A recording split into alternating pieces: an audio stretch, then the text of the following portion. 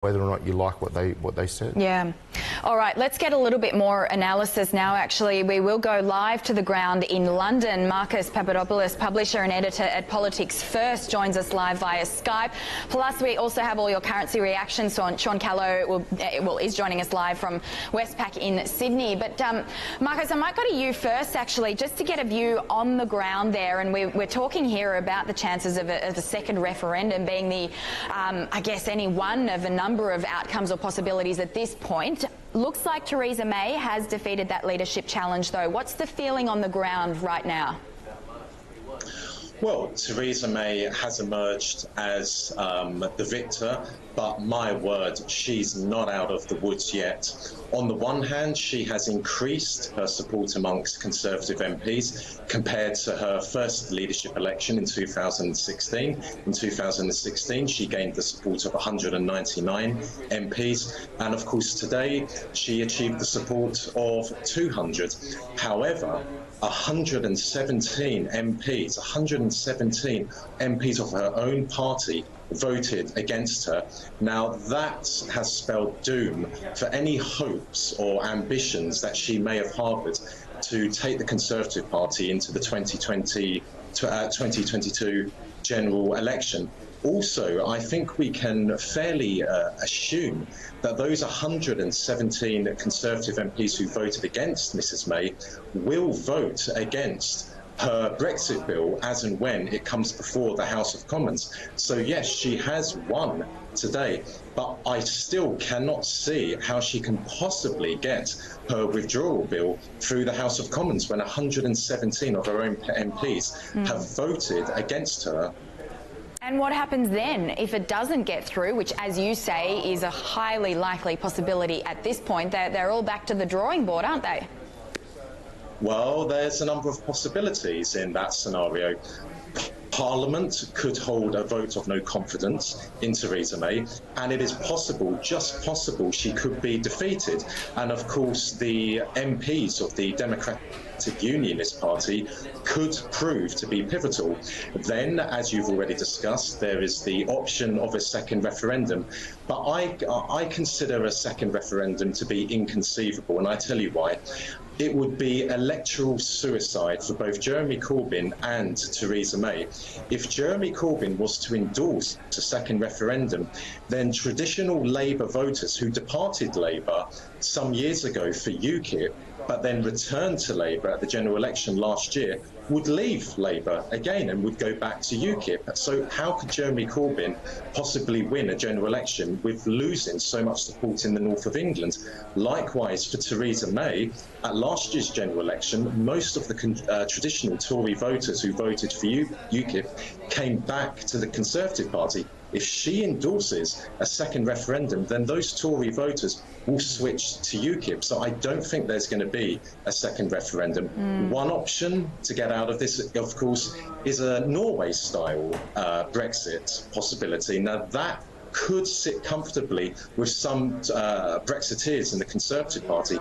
And we have to remember there's two nightmare scenarios for Brexiteers in the Conservative Party. Number one, if her withdrawal bill is defeated, that could result in Britain remaining permanently in the European Union. So that's nightmare number one scenario for the Brexiteers.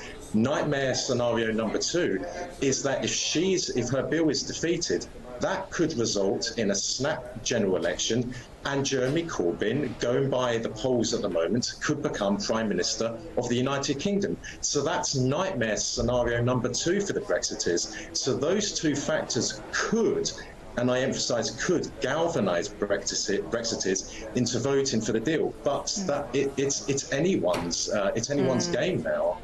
Absolutely. Anyone's guess at this point what happens. A number of those options, as you rightly point out. Sean Callow, over to you. What's your view on, I guess, on how this is all playing out, this so-called Brexit mess? And talk us through some of the currency reaction that we have seen overnight. Yeah, so we saw a pretty strong rally in the pound. It was the strongest G10 currency over the day. It seemed to be in anticipation of Prime Minister May surviving that vote. Certainly the media projections and the sort of bookies were quite confident that she would survive. So that seemed to be priced in, and when we got the actual vote outcome, there was a little bit of a wobble, but overall about a 1.5 cent gain on sterling. So it's very much driven by, well, positively correlated with the prospects of softer Brexit, or certainly the most positive scenario for the pound would be another referendum, because the polls have been indicating that that referendum would be to remain. So it's sort of torn between the scenarios, because obviously the apparent failure of this vote, the lack of support for the Brexit plan, means that for currency traders, really the two options that have become more likely over the past few weeks are the most extreme options of a no-deal Brexit, sort of crashing out, very pessimistic scenarios from the official forecasters on what that would mean, but the far more positive one of a second referendum. So sort of torn between that, but overall we do find it very hard to make the case for sterling to recover very far. Yeah, Sean, look, questions, Gareth Ed here from CBA. If we get a Brexit deal basically where the UK crashes out, what's your view on sterling from there? Oh yeah, I don't know. You've got to be talking some very aggressively lower numbers. I mean, certainly those sub 120 levels that we saw in the immediate wake of Brexit a couple of years ago would be back on the cards. I mean, against the US dollar, there is the one support for sterling against the dollar is that the US dollar's lost a lot of yield support from the rethinking of the Fed outlook. So the US dollar's not as strong as it was a few months ago. So it's sort of more on the cross rates. I mean, certainly underperformance on a trade-weighted in trade-weighted terms, you'd have to be thinking you'd be talking sort of at least 5 to 10% lower multi-month. Marcus, can I just get back to you and talk, I mean, because the Eurozone more broadly is in focus at the moment. I note that the ECB, I think, is holding their decision in the next 24 hours or so, expecting to announce an end of their QE program, but that coming at a time when we are seeing this slowdown across the broader Eurozone economy. Couple that with the Brexit uncertainty, is there a view out there that perhaps the UK is headed for a recession next year? Well, I don't think that's necessary or necessarily the case. And certainly people whom I've spoken with at the CBI and various other economists are not saying that. However, the main danger is uncertainty. In business, what's worst? Uncertainty or a bad deal? Well, it's uncertainty. If you have a bad deal, business people, industrialists, foreign investors, they know where they stand and they can work around it. They can plan in advance. But if there's uncertainty, well, that's the biggest killer in business. And I have spoken to a number of Chinese diplomats, and of course China is a key foreign investor in Britain, and they have told me that as this continues to drag out, this uncertainty, it makes them feel more and more uneasy about remaining in Britain. That is why, as I've said, and they have said to me in no uncertain terms, they would prefer, quote, a bad deal as opposed to a no deal. And when Jacob Rees-Mogg and Boris Johnson say no deal is better than a bad deal, and I say this not being a fan of the European Union, but I really wonder, do they genuinely believe that, or are they doing their utmost to try and bring down Theresa May so that they can take their, as they believe, their God-given rights to become leader of the Conservative Party and therefore Prime Minister of the United Kingdom? But Boris Johnson, I don't believe he's a front runner. I'm a member of the Parliamentary Press Gallery, and I can assure you from now, he doesn't have the support amongst Conservative MPs that he had, say, 2.5 years ago. That has really decreased rapidly, mainly because of how incompetent he was as Foreign Secretary. Very quickly, Sean, we're running out of time here, but with the ECB meeting tonight, what are we expecting? Any way are we expecting to see quite a shift in the euro? What will you be watching?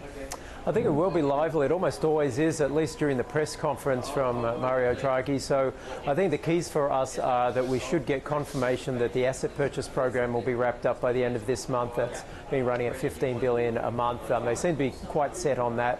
But they are likely to lower their sort of quarterly forecasts. They should cut their GDP forecasts. Certainly inflation, either they keep it where it is or they certainly won't be raising it because inflationary pressures are at best stable and a long way from target. So the key, I think, for markets is, do they extend the outlook for steady rates? At the moment, they're committed to keeping rates where they are through the end of the European summer next year. So I think a lot of people will be counting on them to extend that period or make some other dovish projection on what in response to what's been a softening in the economy. And if they don't get that, then the euro probably squeeze higher and they might have to enter some damage control.